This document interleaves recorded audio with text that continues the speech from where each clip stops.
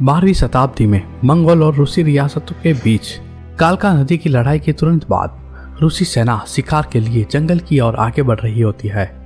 उनमें 2 बच्चे भी होते हैं। नात्स्या नाम की लड़की अपने घोड़े पर बांसुरी बजा रही होती है। दूसरा लड़का कोलोव्रत जो एक योद्धा और किंग का अंगरक्षक बनना चाहता है। तभी अचानक से मंगोलियाई सैनिकों द्वारा उन पर घात लगाकर हमला किया जाता है। कोलोव्रत नात्स्या को वहां से मदद लाने के लिए भेज देता है। सभी रूसी सैनिक मारे जाते हैं और कोलोव्रत अपने बचाव के लिए तलवार पकड़ लेता है, लेकिन इससे पहले कि वह कुछ कर पाता मंगोल कमांडर उसके गले में बॉल फेंककर उसे गिरा देते हैं। 14 साल बाद एक युवान कोलोव्रत बिस्तर में से बंधा हुआ जागता है। उसे भूलने की बीमारी हो गई है। नात्स्या उसे सब कुछ समझाने के लिए उसकी तरफ दौड़ती है और वह बताती है कि मंगोलों ने उसे मरने के लिए छोड़ दिया था ताकि कोलोव्रत जीवित रहे। अब वह राजा का अंगरक्षक है। उसने नात्स्या से शादी की है और उसके 2 बच्चे भी हैं। इन शब्दों को सुनने और घर के चारों ओर घूमने से कोलोव्रत को याद करने में मदद मिलती है। तभी उसे किले की दीवार पर जाने के लिए एक सैनिक बुलाने आता है। जब वह वहां पहुंचता है तो रियाजान के राजा यूरी कोलोव्रत से उनकी सलाह मांगते हैं कि किले की ओर आने वाले घोड़ों पे सवार लोगों का क्या किया जाए, क्योंकि अभी तक उनके झंडे नहीं दिख रहे थे। कोलोव्रत उन्हें हमला करने से पहले प्रतीक्षा करने के लिए कहता है और उसकी चतुराई काम आती है। यह मंगोल नहीं, यह एक और राजकुमार है जो यूरी के पोते के नामकरण के लिए आए होते हैं। बाद में कोलोव्रत सैनिकों को ट्रेनिंग देता है।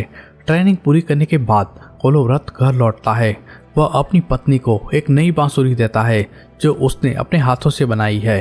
नात्स्या इसे एक बॉक्स में रखती है, लेकिन उस बॉक्स के अंदर कोलोव्रत को दर्जनों बांसुरी मिलती है, क्योंकि वह हर दिन उसके लिए एक नई बांसुरी बनाता है और उसके बारे में भूल जाता है। महल के अंदर नामकरण समारोह चल रहा है। तभी एक आदमी मंगोलों के आने की खबर देने के लिए वहां भागता हुआ आता है, इसलिए हर कोई छिपने के लिए दौड़ता है। लेकिन कोलोव्रत बच्चे के साथ तब तक रहता है जब तक कि बच्चे की नामकरण की विधि पूरी नहीं हो जाती। जब राजा यूरी देखता है कि मंगोल सैनिक बड़ी तादाद में आ रहे हैं, तो वे किले का दरवाजा बंद करने का आदेश देता है। राजा यूरी समस्या पर चर्चा करने के लिए एक इमरजेंसी बैठक बुलाता है। उसके बेटे फेडर को लगता है कि उनके रूसी योद्धा बेहतर है, इसलिए वह मंगोलों को हरा सकते हैं, जबकि अन्य सलाहकार सोचते हैं कि उन्हें आत्मसमर्पण कर देना चाहिए। यूरी फैसला करने से पहले पड़ोसी राज्यों से मदद मांगने के लिए कहता है। वह चाहता है कि फेडर सबसे अच्छे रक्षकों को ले जाए और मंगोलों के साथ बातचीत करे। इस बीच कोलोव्रत शहर में स्थिति की जांच करने के लिए जाता है, जहां हर कोई घबराया हुआ है। वह जाखर नाम के एक वैद्य से टकराता है जो कोलोव्रत से कहता है कि उन्हें किले से बाहर जाने में मदद करे। उसके बदले में वह कुछ दवाइयां देगा, लेकिन कोलोव्रत उसे याद दिलाता है कि शहर घिरा हुआ है और कोई बच नहीं सकता। बाद में घर वापस लौटता है और यहाँ राजा यूरी को पाता है। वह कोलोव्रत को अपने आदमियों को इकट्ठा करने का आदेश देता है और मंगोलों के साथ बातचीत करने के लिए फेडर के साथ जाने के लिए कहता है। कोलोव्रत इसे नकार देता है क्योंकि उसे भूलने की समस्या है। हालांकि कोलोव्रत वह व्यक्ति है जिस पर यूरी सबसे अधिक भरोसा करता है, इसलिए वह अपना विचार नहीं बदलता। सैनिक जाने के लिए दरवाजे के पास इकट्ठा होते हैं। उन्हें मंगोलों से बातचीत करने के लिए एक ट्रांसलेटर की आवश्यकता होगी, इसलिए कोलोव्रत जाखर को भी अपने साथ ले लेता है क्योंकि वह मंगोलों की भाषा समझता है। कोलोव्रत के बारे में चिंतित उसकी पत्नी नात्स्या अपनी नौकरानी लाड़ा के साथ आती है, जिसने अभी अभी सीखा है कि सुबह उठने के बाद कोलोव्रत की याददाश्त लाने में कैसे मदद की जाए, जबकि नात्स्या अपने बच्चों के साथ घर पर रहती है। एक लॉरी में कुछ तोहफे के साथ सोना चांदी भरा जाता है और रूसी सेना मंगोलियाई शिविर में जाने के लिए आगे बढ़ती है, जहां उन्हें मंगोल राजा बट्टू खान जो चंगेज खान का पोता है इससे मिलते हैं। रूसी सैनिक बहुत सारे तोहफे लाए होते हैं। वह मंगोलों से पूछते हैं कि वह क्या चाहते हैं। बट्टू खान कहता है कि उसे कुछ नहीं चाहिए और रूसी बिना बुलाए ही आ गए, लेकिन वह अपने लोगों के बारे में जानने के लिए उत्सुक है, इसलिए वह रियाजान को अपना पहला रूसी शहर बनाना चाहता है। वह कहता है कि बट्टू खान के सामने घुटने टेकने वाले प्रत्येक व्यक्ति को अच्छी तरह से खिलाया जाएगा, लेकिन फेडर यह कहकर जवाब देता है कि वह इसके बजाय बट्टू खान को घुटने टेकते हुए देखना चाहता है। इसे एक अपमान के रूप में लिया जाता है। तभी कोलोव्रत खड़ा होता है और फेडर के पक्ष में आता है और घोषणा करता है कि उनके शहर को केवल शवों पर ही ले जाया जाएगा। बट्टू खान कहता है कि वह कभी किसी के लिए घुटने नहीं टेकेगा, लेकिन वह कोलोव्रत की हिम्मत का सम्मान करता है, इसलिए वह उसे एक पत्र के साथ एक ताबीज उपहार में देता है। यह पत्र किसी भी व्यक्ति को दुश्मन के इलाके पर हमला किए बिना या परेशान किए बिना चलने की अनुमति देता है। फिर बट्टू खान उन्हें एक छोटा सा शो देखने के लिए आमंत्रित करता है, जबकि वे अपने पेय का आनंद ले रहे होते हैं। यह रूसियों का ध्यान भटकाने की एक चाल है ताकि मंगोल उन पर घात लगाकर हमला कर सके, लेकिन मंगोलों की योजना काम नहीं आती। टेबल के नीचे रूसी गुलाम छुपे होते हैं और वह समय रहते मंगोलों को इरादे के बारे में अपने देशवासियों को चेतावनी दे देते हैं। तभी वहां एक लड़ाई शुरू हो जाती है। कोलोव्रत अपने साथियों के साथ उन रूसी गुलामों को भी बाहर ले आता है। बाहर वह कुछ सैनिकों को मारते हैं और घोड़ों के साथ वहां से बाहर जाने के लिए रास्ता बनाते हैं। तभी वहां यूरी के बेटे फेडर को एक तीर लग जाता है, इसलिए वह अपने साथियों को कुछ और टाइम मिल सके इसलिए कुछ समय तक उन्हें रोके रखने के लिए मंगोलों से लड़ता है और अंत में मारा जाता है। बट्टू खान को नहीं लगता है कि वे पीछा करने के लायक है और अपने सैनिकों को रियाजान पर हमला करने का आदेश देता है। कुछ घंटों बाद कोलोव्रत और सैनिकों को भारी हिमपात होने के कारण जंगल पार करने में परेशानी हो रही है। अचानक एक विशाल भालू उनके पास आता है, लेकिन भालू उन पर हमला नहीं करता क्योंकि यह रूसी साथी नेस्टर का पालतू भालू है। नेस्टर सभी सैनिकों को एक गुफा में ले जाता है ताकि वे तूफान खत्म होने तक आराम कर सके, लेकिन कोलोव्रत सोने से मना कर देता है क्योंकि उसे डर है कि उसकी याददाश्त चली न जाए। दोस्तों, कोलोव्रत जब भी सोकर उठता है तो उसकी मेमोरी लॉस हो जाती है, उससे उसकी याददाश्त दिलानी पड़ती है। नेस्टर कहता है कि हर सुबह बिना यादों के जागना एक आशीर्वाद है जो आपको अपना जीवन नए सिरे से शुरू करने देता है। कोलोव्रत आग के सामने बैठकर जागते रहने की कोशिश करता है और उस नक्शे को याद करता है जो उसने बट्टू खान के तंबू में देखा था, इसलिए वह भूलने से पहले उसे ड्रॉ कर लेता है। एक बार जब तूफान थम जाता है तो सभी सैनिक वहां से आगे बढ़ते हैं। हालांकि जब वे रियाजान लौटते हैं तब तक बहुत देर हो चुकी थी।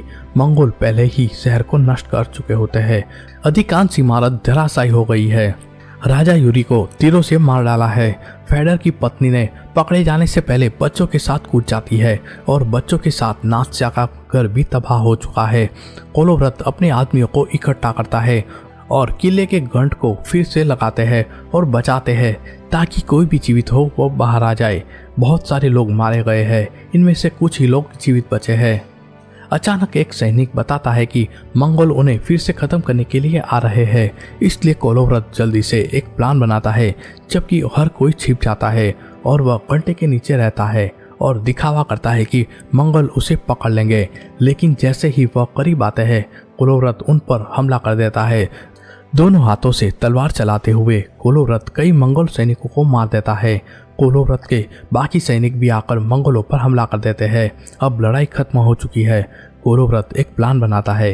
वह 3 दूतों को आसपास के राज्यों में चेतावनी देने और उनकी मदद मांगने के लिए भेजता है और बच्चों को सुरक्षित करने के लिए नेस्टर की गुफा में भेज दिया जाता है और तय होता है कि कोलोव्रत और बाकी सैनिक मंगोलों को ध्यान भटकाने की कोशिश करेंगे।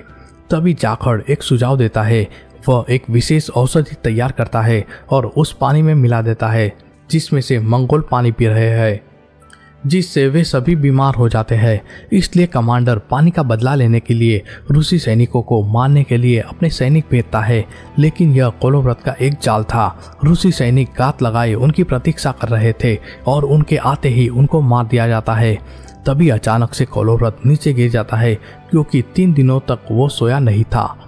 लाड़ा उसे एक पेड़ से बांध देती है और उसके जागने का इंतजार करती है। जब कोलोव्रत जागता है तो लाड़ा उसकी याददाश्त के लिए कोशिश करती है, पर उससे पहले ही उसकी रस्सी खोल देती है। इसलिए कोलोव्रत भाग जाता है और अपने ही सैनिकों पर हमला करता है। सभी सैनिक उसे पकड़ लेते हैं और उसकी याददाश्त वापस दिलाने के लिए उसकी मदद करते हैं।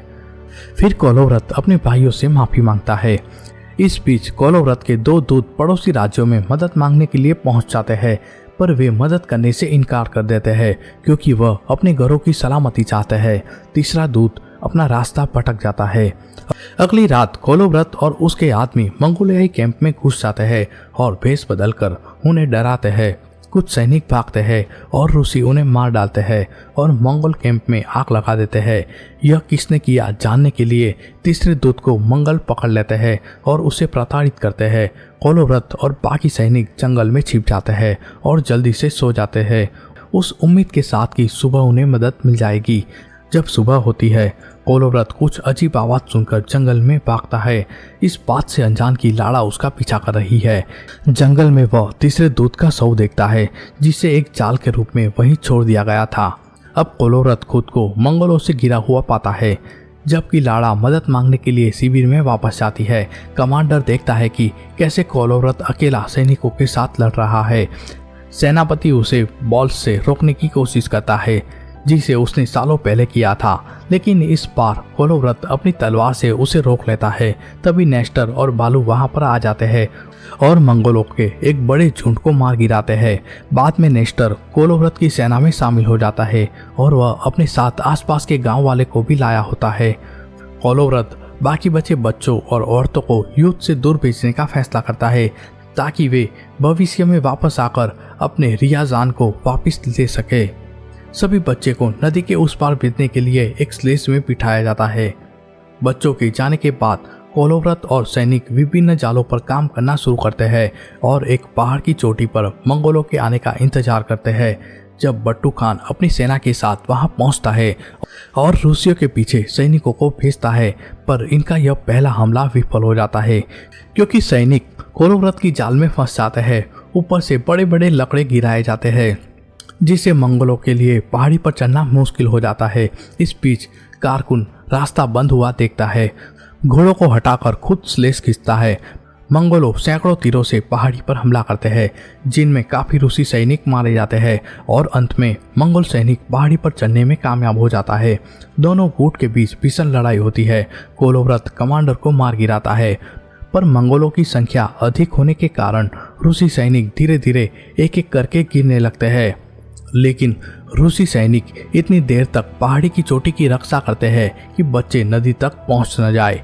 कोलोव्रत पहाड़ी की चोटी पर आए सभी मंगोलों को अकेला हरा देता है और अपना झंडा फहरा देता है। बट्टू खान को लगता है कि उनका अपमान हो रहा है, इसलिए पता लगाने के लिए एक दूत को भेजता है कि रूसी आखिर क्या चाहते हैं। लेकिन कोलोव्रत उन्हें वो ही सुनाता है जो कुछ दिन पहले बट्टू खान ने उन्हें सुनाया था। कोलोव्रत नदी में सुरक्षित रूप से बच्चों को जाता हुआ देखता है और उसका मिशन पूरा हो जाता है। तभी कोलोव्रत पर हमला होने से वह नीचे गिर जाता है। जब वह उठता है तो अपने सभी साथियों को मरा हुआ देखता है। अंतिम सम्मानजनक कदम के रूप में वह ताबीज दिखाकर किसी भी हमले से खुद को बचाते हुए पहाड़ी से नीचे आता है। कोलोव्रत जमीन पर गिर जाता है और बट्टू खान को कहता है कि एक दिन उसके लोग उससे जरूर बदला लेंगे। फिर ताबीज को नीचे गिरा देता है। बट्टू खान घुटनों पर बैठकर ताबीज उठाता है। तभी कोलोव्रत मुस्कुराता है, यह इशारा करते हुए कि उसने मरने से पहले बट्टू खान को अपने घुटनों पर गिरा ही दिया। बट्टू खान कोलोव्रत की वीरता से प्रभावित होता है और उसे सैन्य सम्मान के साथ दफनाने के लिए कहता है और इसी के साथ यह फिल्म समाप्त होती है। दोस्तों, फिल्म की कहानी पसंद आई हो तो प्लीज़ हमारे चैनल को सब्सक्राइब जरूर कर ले।